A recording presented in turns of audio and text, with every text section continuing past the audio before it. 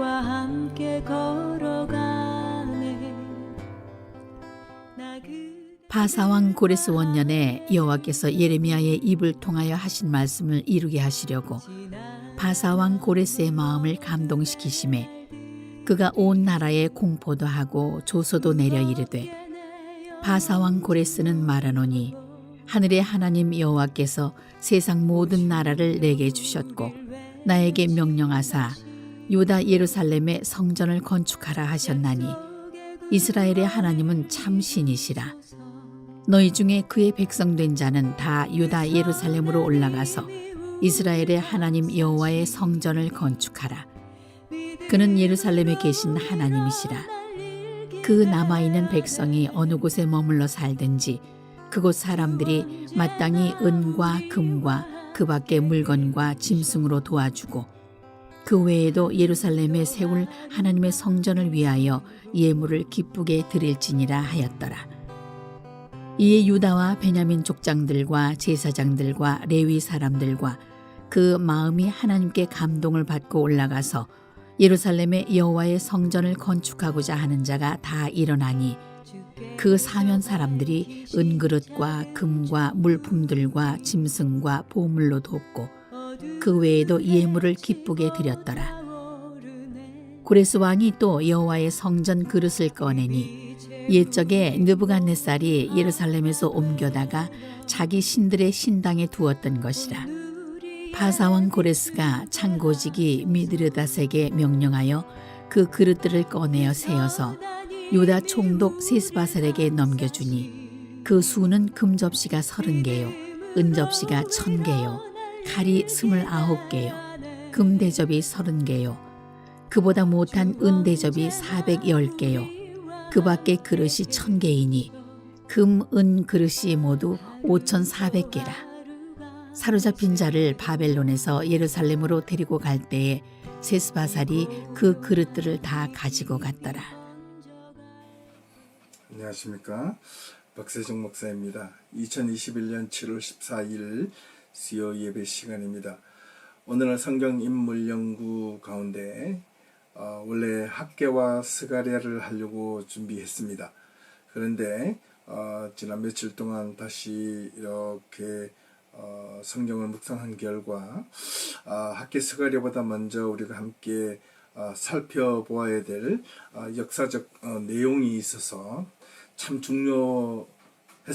제가 미처 빠뜨릴 뻔했는데 먼저 에스라서를 먼저 살펴보고 다음 주에 학개와 스가랴를 살펴보도록 하겠습니다.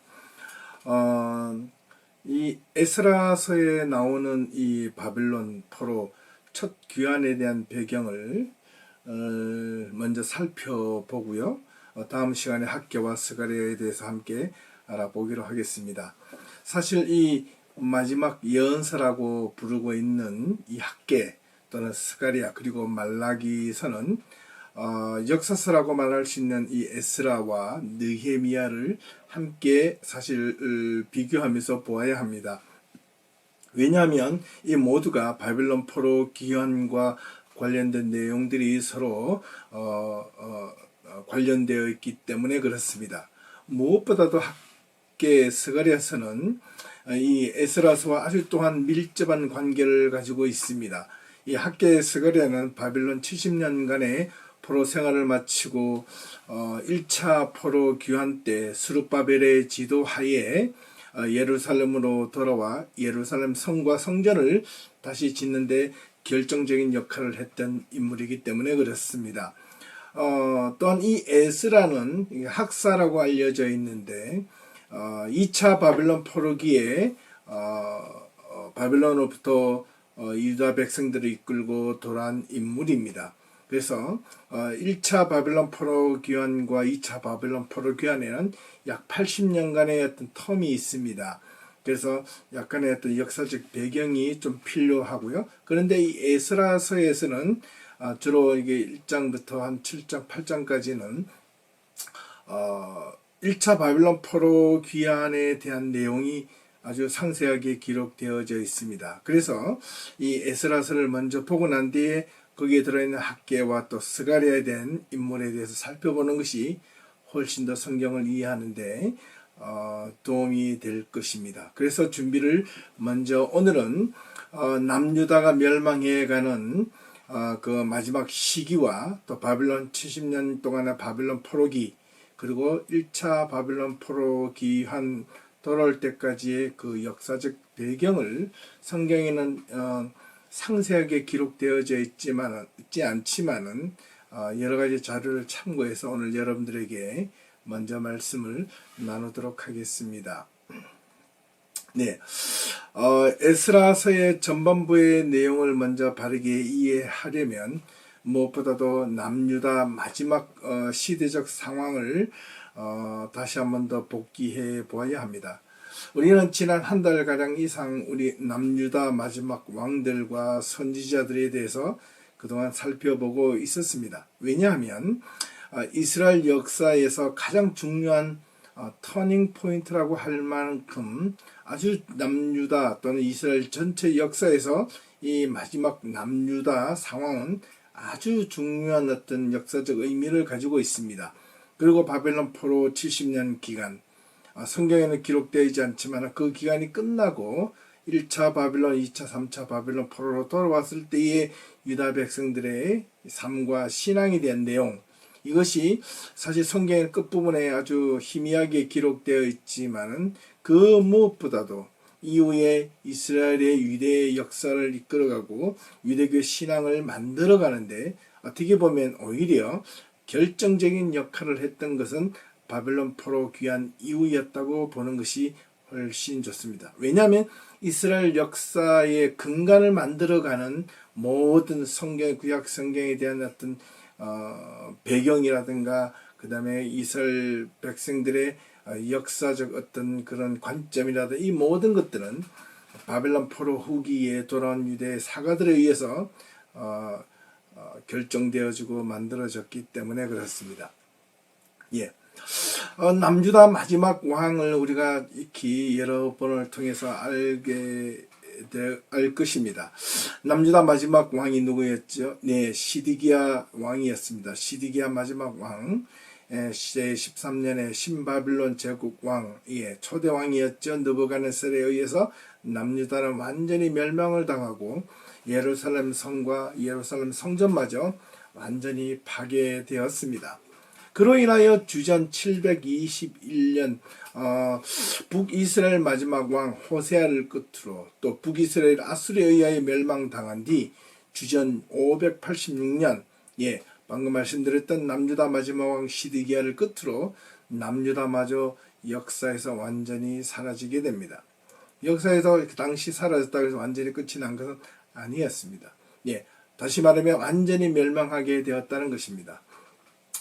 그로 인하여 남유다는 사실 시드기야가 바빌론으로 포로로 끌려갔을 때가 제3차 바빌론 포로로 끌려갔는데요. 그에 앞서서 1차, 2차 총 3회에 걸쳐서 바빌론 포로로 유대인들이 끌려가게 되었다는 겁니다. 1차 포로기는 약 주전 609년경, 2차 포로기는 주전 605년경, 그리고 3차 마지막 포로기는 방금 말씀드린 이 시드기야가 완전히 느부갓네살에 멸망당하고 난 이 주전 586년 경이었습니다.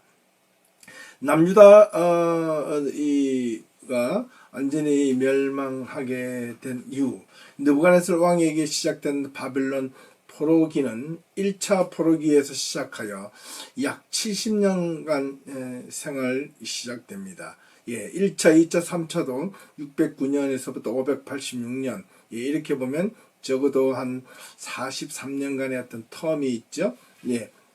1차 바빌론 포로로 끌려갔을 때 하고 그 다음에 바빌론에 끌려고 난 뒤에 바빌론 포로로부터 1차 바빌론에서 예루살렘으로 돌아온 포로 귀환 때까지를 계산을 해보면 약 70년 전후 정도 됩니다. 그래서 보통 바벨론 포로기라고 하면 70년을 이렇게 정하고 있는 겁니다.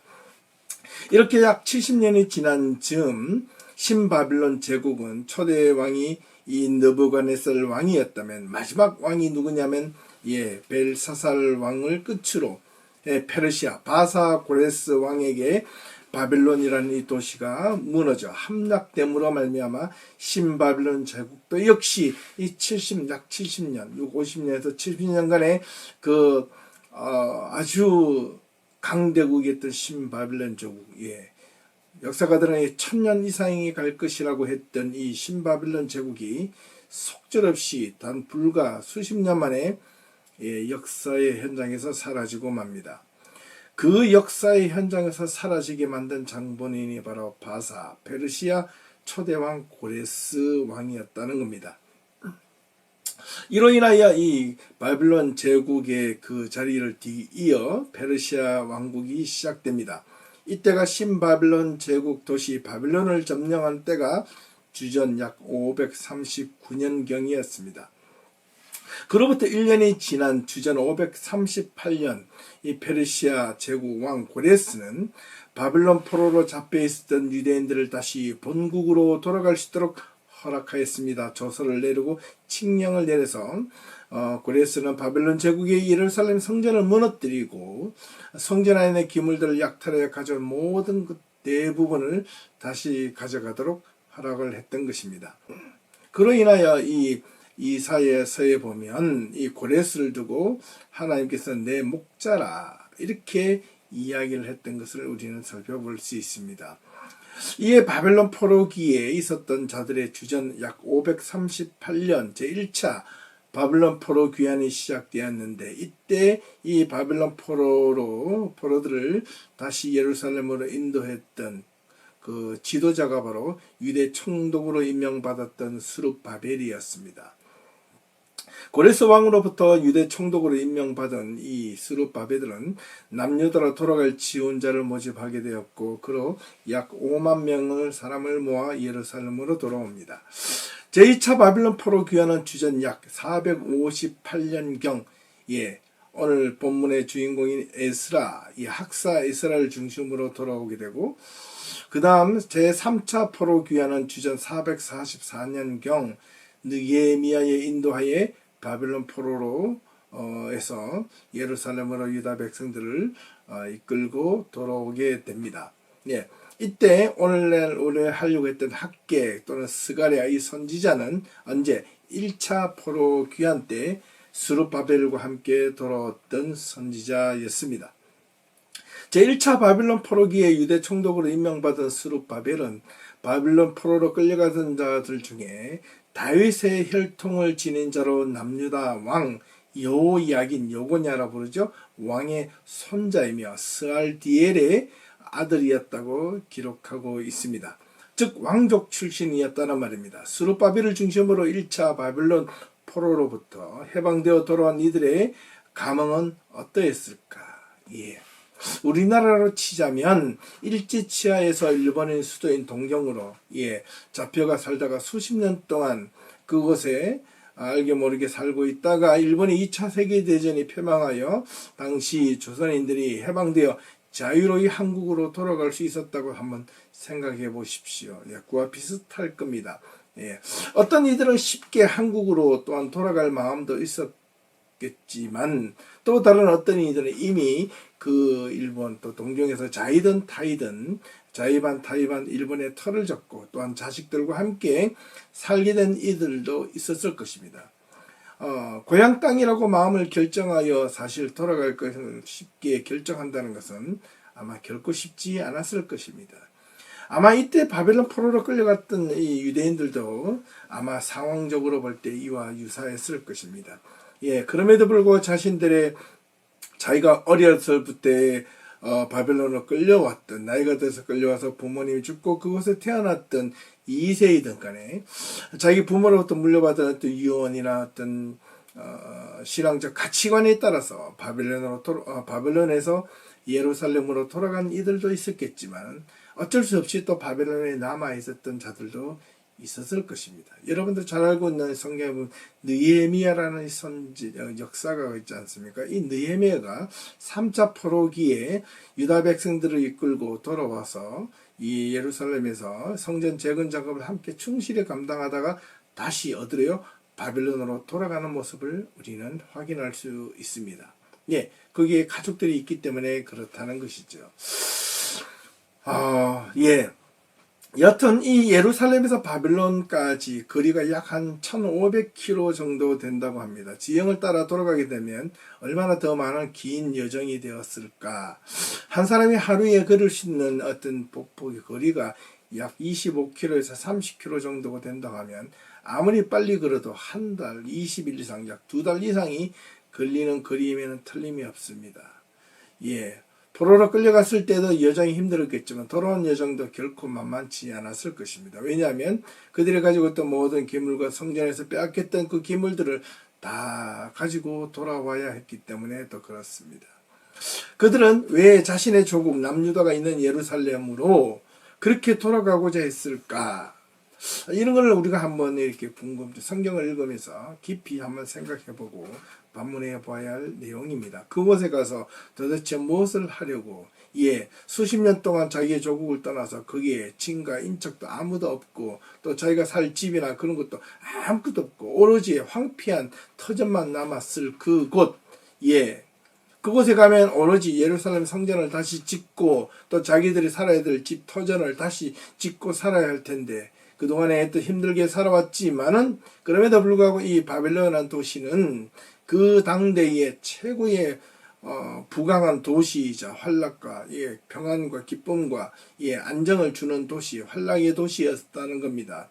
이따가 마지막 시간에 마지막에 제가 살펴보겠지만 이 바벨론이라는 이 도시는요, 그 당대의 그 어떤 도시보다도 비교할 수 없을 만큼 화려했던 도시고 튼튼했고, 그 어떤 철옹성과 같은 도시였다는 것입니다.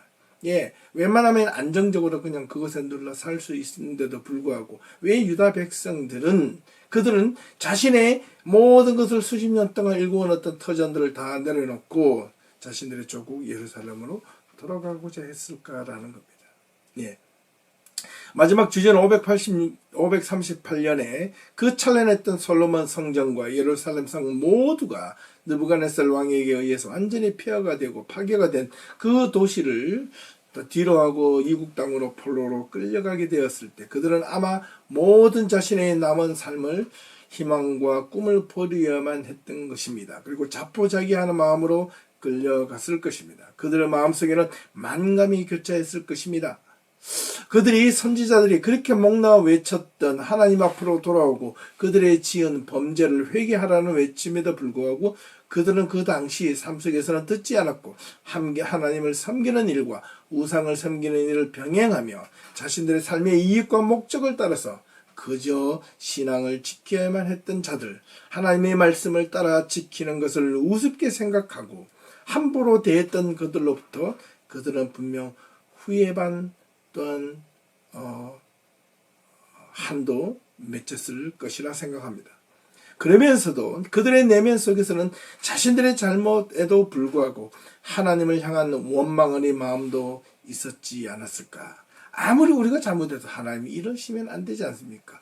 참 이런 마음을 가져서는 안 되는데, 왜냐하면 사람은 자신의 잘못을 하면 자신이 잘못한 줄 알면서도 자신에게 다가오는 큰 화가 돌아오는 것을 바라는 사람은 아마 결코 아무도 없기 때문일 것입니다. 그렇게 다가왔을 때 자신의 잘못을 철저하게 회개하고 돌이키기보다 그 잘못을 숨기고 면피하고 그것을 회피하려는 것이 인간의 본성이기 때문에 그런지도 모르겠습니다. 그들은 바벨론 포로로 끌려가면서도 완전히 노예와 같은 생활을 사실 했던 것은 아니었습니다. 그 바벨론에 정착하면서 일정한 자유와 주거지를 제공받았고 거기서 자기들 나름대로 조국 땅에서 살던 방식 그대로 신앙도 유지할 수 있었습니다. 그들은 아마 분명 생각했을 것입니다. 그들은 왜 먼 이국 땅에서 그들은 어느 정도 자유를 누리며 살 수 있었지만 그들이 그렇게 말했던 선민이었던 예루살렘 성전, 하나님이 머무르시는 곳, 예루살렘 성전이 무너지고 더 이상 제사를 드릴 곳이 없어지며 왜 우리들은 이곳 머나먼 이 바빌론 포로로 끌려오게 되었던 것인가? 그들은 예루살렘 성전이 무너지는 것을 목도하면서 예루살렘을 떠나 바빌론 포로로 끌려오게 되었지만 예루살렘 성전은 무너졌지만 그들은 예루살렘 성전 안에 있었던 그 몇 가지들은 가지고 올 수 있었습니다. 그것은 성전 기물이 아니라 성전 기물들은 느부갓네살에 의해서 탈취되었고 약탈되었지만 그들은 하나님의 말씀 토라를 들고 바벨론까지 끌려오게 되었던 것입니다. 그래서 더 이상 제사를 드리는 성전은 없었지만 그들은 이 바벨론에서 여지없이 하나님의 말씀을 다시 읽고 묵상하기 시작했습니다. 그래서 그것에서 하나님의 말씀을 다시 가르치고 그것을 율법을 해석하는 그런 장소, 즉 회당이 세워지게 된 것입니다. 그들은 자신들을 다시 묻기 시작했습니다. 왜 그들이 조국을 떠날 때 들고 왔던 토라를 펼치면서 말입니다. 왜 우리가 이곳에 있게 되었느냐고 말합니다. 그 이유를 묻고 또 물으며 토라를 펼쳐 들었습니다. 물론 그들은 철저한 회개의 기도도 했을 것입니다. 또한 원망도 있었을 것입니다. 하지만 그들은 다시 철저하게 토라를 펼쳐 들고 하나님 말씀을 읽고 해석하고 다시 자신의 과거의 삶들을 돌아보며 나름대로 규칙을 세우며 토라를 통하여 해석하고 분석하며 자신들의 철저히 삶이 잘못된 것을 반성하고 돌아보며 그들의 삶이 무엇이 잘못되었는가를 깨닫게 된 것입니다. 그들은 그동안 수많은 예언자들이 외쳤던 회개하라, 하나님의 말씀으로 더 이상 외면하지 않고 돌아오라, 그 말씀을 우습게 여긴 탓으로 그로 인하여 자신들이 이곳에 오게 되었다는 결론을 내리고 다시금 오로지 하나님의 말씀을 이제라도 더 이상 외면하지 않고 있는 그대로 지키며 살 것이라는 결단을 내리게 되었던 것입니다. 그들의 앞선 선지자들이 북이스라엘 남유다가 멸망할 것이라는 것과 더불어 회개를 촉구하며 외쳤던 예언 가운데 그들이 하나님 앞으로 돌아오면 이스라엘을 회복 주실 것이라는 약속의 말씀이 들려졌던 것입니다. 그들은 분명 조국으로 다시 돌아가게 될 것이라는 겁니다.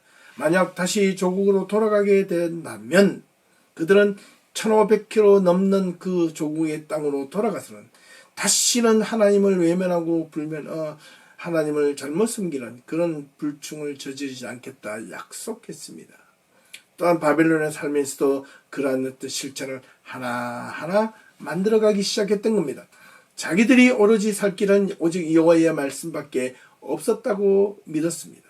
그래서 그 바벨론 땅에서 자신들이 예루살렘으로 돌아가면 오로지 하나님의 말씀대로만 살겠다고 약속하며 다짐하며 생겨났던 자들이 바로 누구?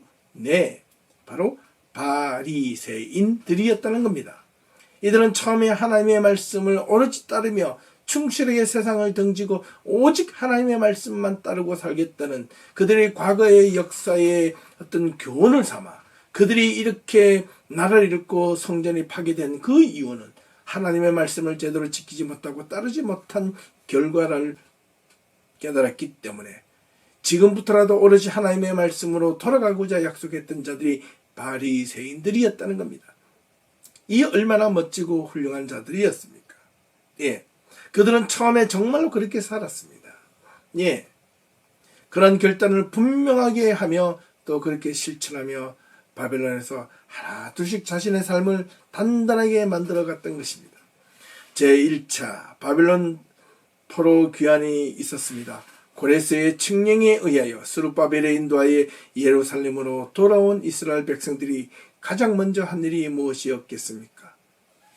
그들은 예루살렘을 떠난 지 몇 년 만이 했습니까? 수십 년이 지난, 적어도 40년, 50년 이상의 세월을 지난 자들이었습니다. 그렇다면 바벨론 포로에서 돌아온 자들의 사람들은 대부분 누구였을까요? 예루살렘 성전을 재건할 목적으로 돌아왔습니다. 돌아오자마자 임시로 자기의 터전을 세워놓고 그리고 예루살렘 성전을 함께 힘을 모아 짓기 시작합니다. 1차 포로기에 잡혀간 자들은 주전 609년경에 잡혀갔다고 했지 않습니까? 돌아온 때가 주전 538년경이었으니 이렇게 어림잡아 잡혀간 자들이 1차로 잡혀갔다가 1차로 돌아온 나이이 아무리 어려도 나이 적어도 70년, 70살은 넘었을 것입니다. 3차 포로기에 잡혀갔던 자들은 주전 586년경이었으니 짧게는 48년 정도였다는 사실입니다. 아마 이들은 인생의 반평생 이상 거의 한평생을 대부분 바벨론에서 살았던 자들이었다고 봐도 과언이 아닙니다. 그들의 삶은 아무리 하나님의 말씀 중심으로 살았을지라도 그들에게는 바벨론 생활이 도리어 익숙했을 것입니다. 우리가 이민을 와서 살아보니 벌써 한국에서 살았던 날보다 이 외국에서 살았던 날들이 많아질 때, 도리어 몇 년 만에 한국을 방문하거나 고국 친지들을 방문하게 될 때 그 생활이 익숙하지 않은 것처럼 말입니다. 그들은 예루살렘으로 돌아오보니 여전히 수십 년 동안 폐허로 그대로 남아있었던 예루살렘 성과 이 성전터, 그것을 보고 예루살렘 포로에서 돌아온 자들은 참 기가 막혔을 것입니다. 우리가 어찌하여 이 찬란했던 예루살렘 성과 성전이 이렇게 무너졌을까?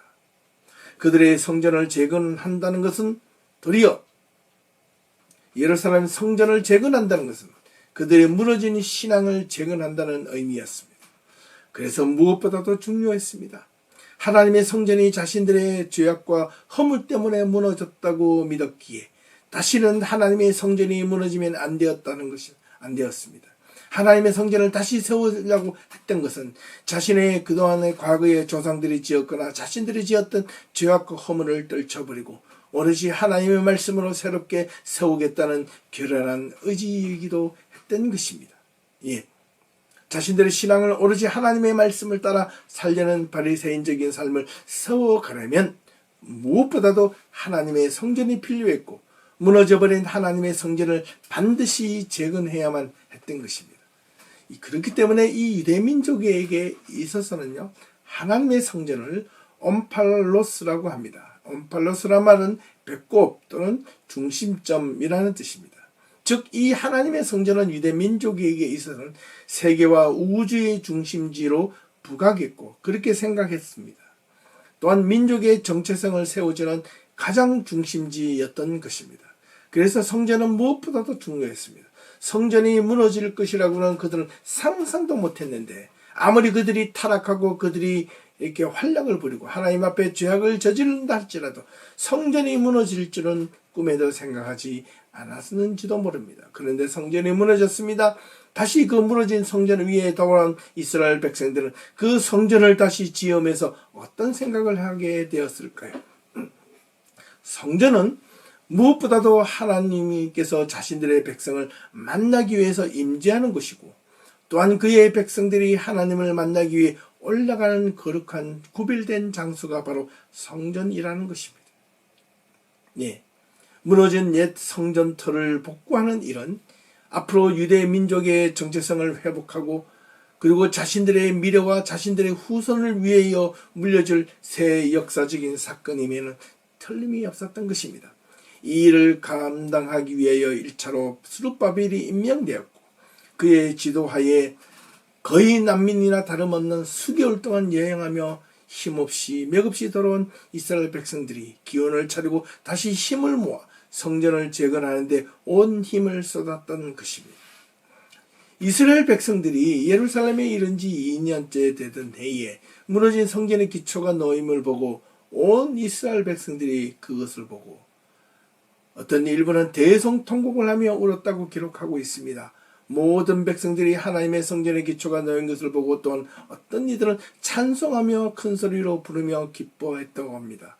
이런 대성통곡과 어떤 이는 기쁨으로 함성을 지는 것과 찬양하는 소리가 뒤섞여서 저 멀리서 들려지는 소리는 그것이 어떤 소리인지 분간하지도 못했다고 에스라 3장에서 기록하고 있습니다. 그런데 여기 한 가지 문제가 생겼습니다. 에스라 4장을 보니 예루살렘으로 돌아온 이스라엘 백성들이 성전을 재건한다는 소식을 주변의 이방 사람들이 듣게 되었습니다. 수십 년이 지나도 여전히 이 예루살렘 유다 백성들을 향하여 앙심을 품고 있었던 자들이었습니다.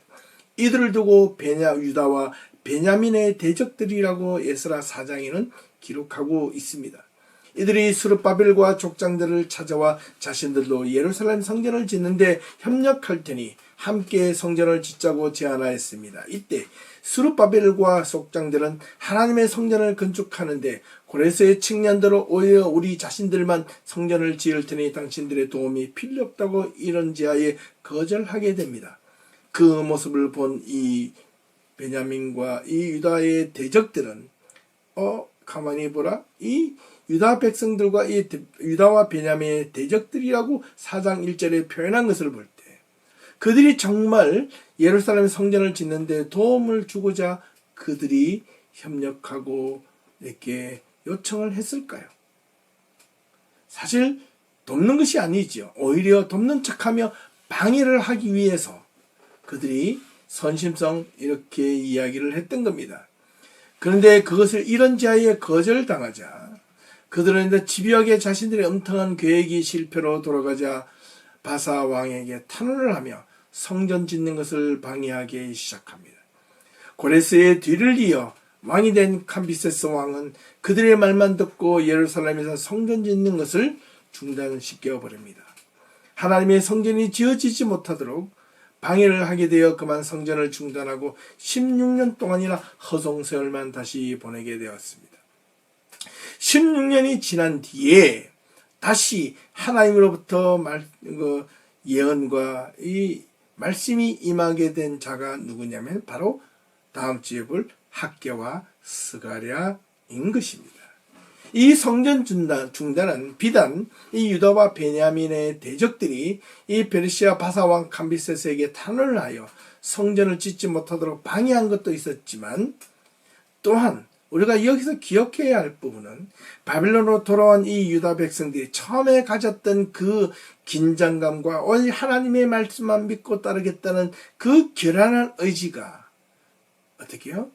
예루살렘에 도착한 뒤 몇 년이 지나지 않아 또 나태함과 방만한 신앙에 대하여 빠지게 되었다는 것입니다. 신앙에 무관심해지기 시작했다는 것도 바로 이런 것입니다. 여러분, 신앙이 무관심해지고 나태함에 빠지는 이유는 두 가지 중에 하나입니다. 하나는 자신의 삶이 이렇게 편안했을 때, 그리고 또 하나는 자신의 삶이 너무 힘들 때, 신앙에 대해서 무관심하거나 원망이 오기 시작한다는 겁니다. 어떻게 보면 이스라엘 백성들은 예루살렘으로 돌아와서 성전을 짓는 것이 얼마나 힘들고 어려웠는지도 모릅니다. 그래서 불평도 많이 했고 그것을 짓는데 온갖 고초와 고난을 겪었는지도 모릅니다. 일일이 수작업을 다 해야 했기 때문에 그랬을 것이죠. 지금처럼 건축기술이 그렇게 발달하고 중장비를 이용하여 그것을 성전을 짓는 것은 꿈에도 생각할 수 없었기 때문일 것입니다. 참 아이러니하지 않을 수 없습니다. 이것이 인간의 실체입니다. 그렇게 열심히 잘 믿겠다고 다짐을 해놓고 잘한 것처럼 보여지지만 여지없이 삶이 안정이 되고 또 마음이 해지고 너무 삶이 또 이렇게 둔탁하고 힘들어지고 이렇게 고통스러우면 방만해지거나 나태해지거나 또 하나님 앞에 또 불평불만하고 또 하나님의 신앙으로부터 등을 돌리는 모습들이 보이기 시작한 것이 이것이 인간의 처절한 실체라는 사실입니다. 저와 여러분들의 삶도 바로 이와 같습니다. 그렇기 때문에 이것을 어떻게 하면 우리의 신앙과 나태함이 그다음 우리의 신앙이 우리의 삶 속에서 너무 편안해지거나 너무 고통스러울 때 어떻게 우리의 신앙을 이렇게 변하지 않고 일관성 있게 지켜나갈 수 있을 것인가가 이게 신앙의 가장 큰 관건이라 말할 수 있겠습니다. 여하튼 그렇게 하여 16년 동안이나 예루살렘 성전은 하나님의 성전에 기초만 올려놓고 성전을 제대로 짓지도 못한 채 허송세월을 보내고 캄비세스의 왕을 뒤이어 다리오 왕이 즉위하게 됩니다. 에스라 6장을 보면 다리오 왕은 어떤 조서를 내려 바빌론의 보문을 쌓아둔 문서 창고를 정리하게 합니다.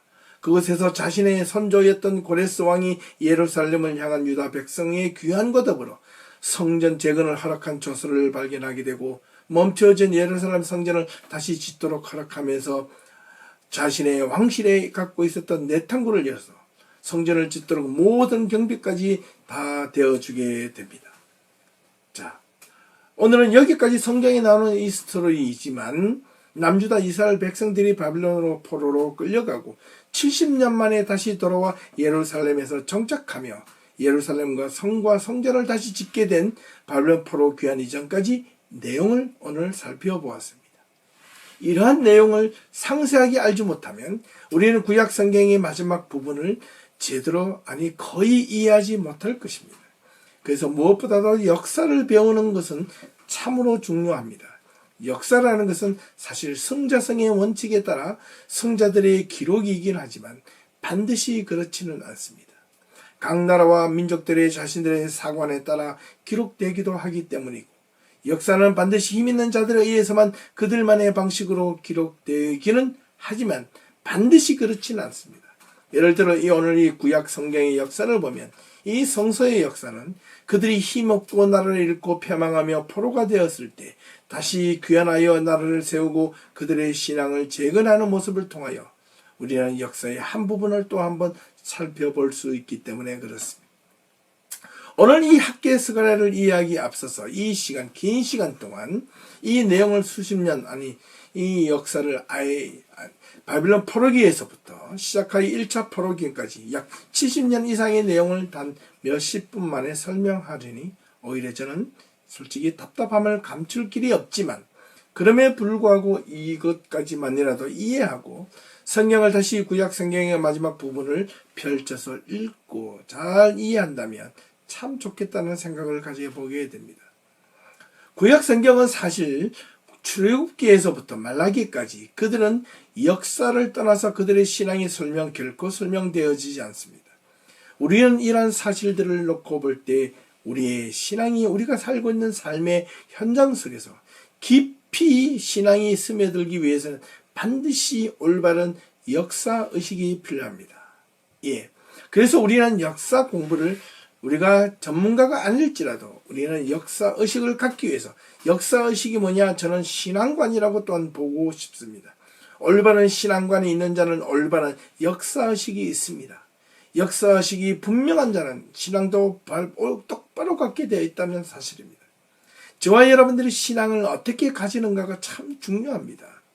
단지 여러분의 삶의 유익과 이익만을 위하여 이 기독교 신앙을 가진다면 그것은 그냥 여러분 차라리 매주마다 교회에서 예배드리고 기도하며 그렇게 여러분 헌금하며 여러분 신앙을 헌신하며 그렇게 할 필요가 없습니다. 여러분 삶의 유익과 미래의 어떤 안전을 담보하고 여러분이 어떻게 하면 좀 더 잘 살고 행복한 길로 갈 것인가를 여러분은 원한다면 차라리 무당을 찾아가서 점을 보고 미래를 점치는 곳에 가서 여러분들이 삶의 어려움과 고난들을 피할 길을 찾아내고 그리고 좋은 길을 찾아가는 것이 훨씬 나을 듯합니다. 기독교 신앙은, 기독교 역사는 정말로 어떻게 하냐면 어떤 역사의식이 있는 신앙이라는 것을 분명하게 말씀드리고 싶습니다. 마지막으로 한 가지만 짚고 오늘 말씀을 마치도록 하겠습니다. 특별히 바사왕 고레스 왕이 적어도 1000년 이상 갈 것이라는 이 신바빌론 제국을 무너뜨린 것은 아주 유명한 일화입니다. 예, 역사적 사건이죠. 이 바빌론 왕은 누구냐고요? 앞서서 언급한 대로 벨사살 왕이었습니다. 바빌론에서 북독쪽에서 고레스는 바사와 메대를 통합한 뒤 바빌론을 향하여 쳐들어오기 시작합니다. 그럼에도 불구하고 바빌론 이 마지막 왕 벨사살은 자신의 조상이 지었던 이 바빌론 이 도시는 어떤 적국이 쳐들어와도 결코 무너지지 않을 것이라고 확신하였습니다. 그래서 고레스가 대군을 이끌고 바빌론으로 쳐들어온다는 소식에도 불구하고 벨사살은 수많은 날 동안 연애를 베풀며 환락과 쾌락을 즐기고 있었습니다. 그 숫자가 무려 1000명 이상이 되는 귀족들을 모아놓고 연애를 베풀었다는 사실입니다. 예, 그런 선왕 느부갓네살 왕이 예루살렘 성전에서 탈취하여 가져왔던 성물들을 그들의 잔치 그것으로 사용하며 온갖 향락과 쾌락을 즐기고 있었습니다. 지금 여러분들이 보시는 이 그림을 보시면 바로 그 그림이 이 존 마틴이 그렸던 이 벨사살의 연회라는 그림입니다. 이 그림의 모양만 봐도 이 규모가 어마어마했을 것입니다. 성벽에 또한 바벨론이라는 이 도시에 이 주변을 감싸고 있는 이 성벽의 길이는 둘레가 약 90km 정도 되었다고 합니다. 얼마나 큽니까? 한 변의 길이만 해도 약 23km 정도였다고 합니다. 성벽의 높이는 약 120m 정도 높은 성벽을 높이를 갖고 있었고 그것도 이중으로 성벽이 쌓였으며 바깥 성벽 아래로는 유브라데스 강으로부터 끌어올린 새 물줄기를 통해 한 물줄기는 바빌론 도시를 관통하고 있었고 두 물줄기는 좌우로 나누어서 이렇게 바빌론 성벽을 둘러싸서 깊이 강물 바닥을 파낸 뒤에 그 어떤 누구도 쉽게 예루살렘 성벽을 타고 올라오지 못하도록 강물로 둘러싸이게 만들었던 겁니다. 성벽의 두께는 약 50패키스라고 되어 있는데 1패키스가 60cm이니 이 성벽의 두께가 어떻게 해요? 약 30m 정도가 된다고 하면 얼마나 큰 성벽이 될 수 있겠습니까? 상상이나 되겠습니까? 성벽 위로 마차 2대가 자유롭게 지나갈 정도가 되니 그 규모는 실로 어마어마했음을 짐작할 수 있습니다. 이렇게 튼튼한 성벽을 유지한 바빌론을 향해 당시 어떤 군대가 쳐들어온다 할지라도 이 성벽을 결코 무너뜨릴 수 없었다고 벨사살은 장담하고 호언했습니다. 그런데 고레스 왕이 이 바빌론을 침공하여 왔을 때 그 자리에서 두 눈을 목도하며 똑똑하게 지켜보고 있었던 노년의 이 유대의 선지자가 있었습니다. 그가 누구냐고? 바로 다니엘이었던 것입니다. 다니엘은 바빌론의 멸망을 목도하고 있었고 또한 이 바빌론을 멸망시킨 고레스를 접했을 것입니다. 고레스는 이 다니엘과의 만남을 통해 유대인들의 상황을 접했을 수도 있습니다. 고레스는 그래서 주변의 수많은 나라들을 점령하였을 때 모든 것을 자기 마음대로 하지 않고 바빌론처럼 그 나라에 점령했던 자신들의 종교와 문화를 이해하고 습성들을 간섭하지 않고 오히려 그들을 장려하기도 하였습니다. 아마도 고레스는 유대인들을 잘 보았던 것이면 틀림이 없습니다. 그러고 보니 이 바사왕, 왕들을 이렇게 역대기로 보면 그 유명한 아수에로 왕의 이 후궁이 누구였죠? 에스더. 이렇게 보면 그 유명한 이 페르시아 제국의 유대인 여인이 후궁으로 왕비로 들어가는 장면도 볼 때 이 유대인들에 대한 어떤 그 배려는 특별했던 것 같습니다. 물리적으로 아무리 세상에서 완벽하다 할지라도 영혼은 정말 없다는 것을 오늘 이 바빌론 제국이 무너진 상황을 보고 우리가 반증해 준다 하겠습니다. 사람들은 참으로 오만하고 교만하기 짝이 없습니다. 자신에게 주어진 쥐꼬리만한 힘과 권력만 있어도 그것을 어떻게든 자신의 삶의 이익을 위해서는 마치 폭군처럼 대하며 다루려고 합니다. 뿐만 아니라 우리는 과거 역사를 통해서 수없이 보아왔습니다. 1차, 2차 세계대전 수많은 전쟁의 역사를 통해서 우리는 힘있는 나라들이 아무리 강대국이라 할지라도 그 힘을 함부로 마음대로 사용하면 반드시 무너진다는 사실을 말입니다. 오늘 내용을 통해서 우리는 남유다의 역사를 통해서 우리가 배울 수 있는 역사적 교훈은, 신앙적 교훈은 분명합니다. 아무리 자신이 잘해보겠다고 마음을 먹어도 해이해지고 나태해지는 것은 어떻게 한순간이라는 사실입니다. 인생에는 참으로 그런가 봅니다. 우리가 끊임없이 하나님의 말씀이 우리의 삶의 중심에 두고 그 말씀을 묵상하고 그 말씀이 우리의 삶의 지표가 되고 안내자가 되어야 하는 이유는 바로 여기에 있다 하겠습니다. 자칫 개인이나 가정이나 나라도 마찬가지입니다. 자신들이 조금만 잘 나가기도 하면 기고만장하고 또 위로 아무도 없는 것처럼 그렇게 교만하기도 하며 조금만 뒤떨어지고 일이 안 되고 어려움을 겪을 때는 마치 죽을 것처럼 이렇게 맥도 없어하고 쉽게 좌절하고 넘어지고 원망하고 불평하는 것이 정말 인간이지 않는가라는 겁니다. 우리는 신앙인으로서 그렇게 살지 않기 위해서 무엇보다 우리는 과거의 역사를 공부하고 또 공부하고 이해하고 성찰하고 돌아보는 것이 무엇보다 중요합니다. 그래서 성경을 읽어야 합니다. 성경을 펼치는 이유는 크게 2가지 이유 때문입니다. 하나는 과거 이스라엘의 백성들의 역사를 통하여 우리의 삶을 돌아보자는 것입니다. 우리는 과거 이스라엘 백성들의 행위와 삶을 통하여 우리가 좋은 것과 나쁜 것을 분별하고 우리는 그렇게 살지 말고 우리가 앞으로 미래에 어떤 삶을 살아야 할 것인가를 성경을 통하여 반추하는 것입니다. 2번째는 유대인들의 신앙의 공과 사를 통해서 우리의 신앙의 모습을 또한 돌아보자는 것입니다. 우리의 신앙을 돌아보고 유대인들의 삶의 공과 사를 통하여 우리가 앞으로 어떤 신앙인으로 살아가야 될지 그것을 분명하게 이해하고 결단하고 또 그렇게 살아가기 위해서 우리는 성경을 펼쳐야 한다는 사실입니다. 이것을 잊지 마시기 바랍니다. 오늘 에스라서를 통해서 우리가 살펴보는 것은 이 남유다 마지막과 바벨론 포로기 1차기 사이에서 일어났던 유다 백성들의 스토리를 보면서 그 역사를 통해서 저와 여러분들의 신앙을 어떤 것을 성찰하고 반추해야 될지 다시 한 번 더 귀한 깨달음이 있는 그런 귀한 시간이 될 수 있기를 주님의 이름으로 부탁을 드리겠습니다. 오늘 말씀은 여기까지 하겠습니다. 다음 주에 다시 학개와 스가랴서를 펼쳐놓고 함께 살펴보겠습니다.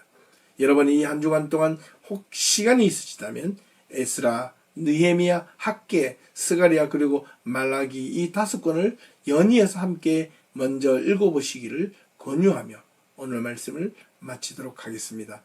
남은 한 주간도 주님 안에서 평안을 기원합니다. 감사합니다.